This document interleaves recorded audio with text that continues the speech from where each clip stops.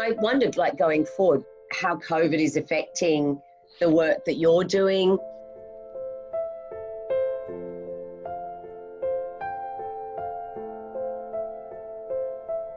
And, you know, does it bring some opportunities?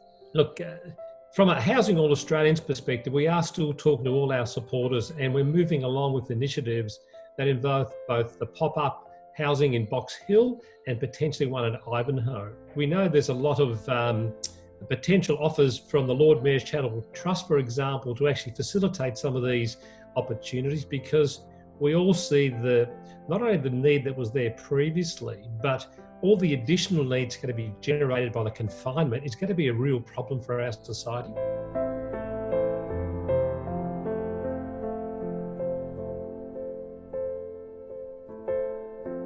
But what's really come out, and this is again from our supporters like Quest, that they see that at the moment hotels, yes, they're used for hospitals and for isolation, but the vulnerable people in our society are sort of lacking. Yeah. So given their value system, then we're now going through a process where Quest is offering to provide rooms to the not-for-profit sector to look after vulnerable people that need it, purely at the variable cost. In other words, no profit motive, it's purely cost recovery. That's right. And we're talking to some not-for-profits which will hopefully take advantage of that opportunity of just putting people in at cost. But the state does need to come in to top up the difference, and that's part of the submission we're putting together. Quest focuses on the accommodation. Salvation Army, based on our discussion, will become a conduit for any organisation that needs housing.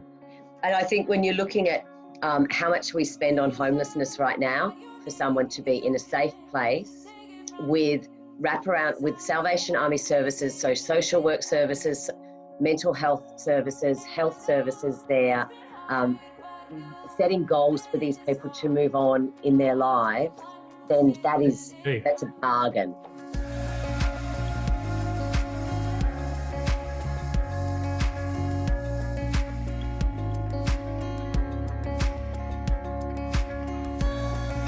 Obviously, if we could get governments to support vulnerable people, making some of those their homes for the next 6 months, I think that could be quite a revolution in the housing first and model and what Housing All Australians is doing.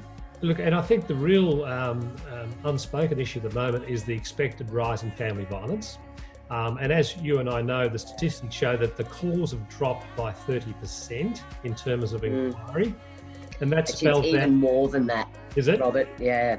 And obviously, for the viewers' knowledge, that call doesn't mean things aren't happening. It means the perpetrator's at home and people can't make the call. So, and then if they do, where do they go? So part of this initiative is acknowledging that, and Quest and all their franchisees are looking forward to contributing, because it does two things. It not only provides a safe haven for people in need, but it also provides at least jobs for people to actually help them. Exactly. So it's a two-pronged. That's right. It's not about profit, it's about purpose and helping the community, and Quest had to be commended for their effort. I think I think it's great that Quest is doing this, and I know that they've been along the journey with you. And I hope that we would actually see other property organisations like similar to Quest and their competitors also coming on board. But Quest are very clear that they also want to lead the other competitors side by side, not anyone leading, to say this is what we can do and we should do just to help a community, because as the Prime Minister and as Daniel Andrews says, we're all in this together, and really it's time for business to stand up. But you mentioned about building apartments and more housing, and we've had the discussion many times. It's about building a greater supply, but you've got to acknowledge both the federal and state governments are going to be short of cash, right? Because all the initiatives they're doing has to be paid back. So yes, how do we then build more dwellings for people in that public and social housing, given that we acknowledge it's an economic issue as well as a social issue? Well, if you go back to the presentation we made at your committee, government can do this with minimal impact on their funds. just by leasing the land and not selling it.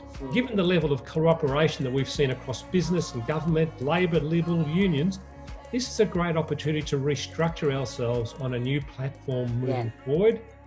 Everyone needs to satisfy their fundamental needs, not rights, needs. And housing and food are two fundamental human needs. And look, I'm as Simon Sinek, I'm a bit of a follower of him, and she was not to actually forget about reality, but to be optimistic about the future.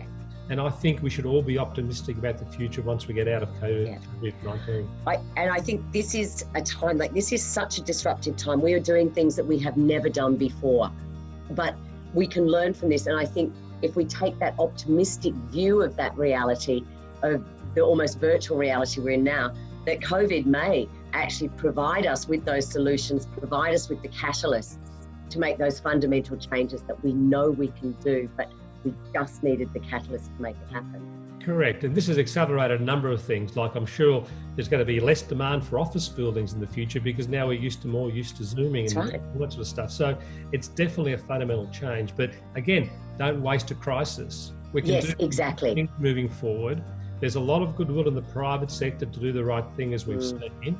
Let's use that as a platform to move forward together, not undermining the commerciality, because things have to become commercial, but let's use the humanistic side and the purpose side, because that's where we can align together and do some really good work. That's fantastic. And I think, like, words of optimism in this time of COVID are really so important and so crucial. Thanks, Robert. Thank you.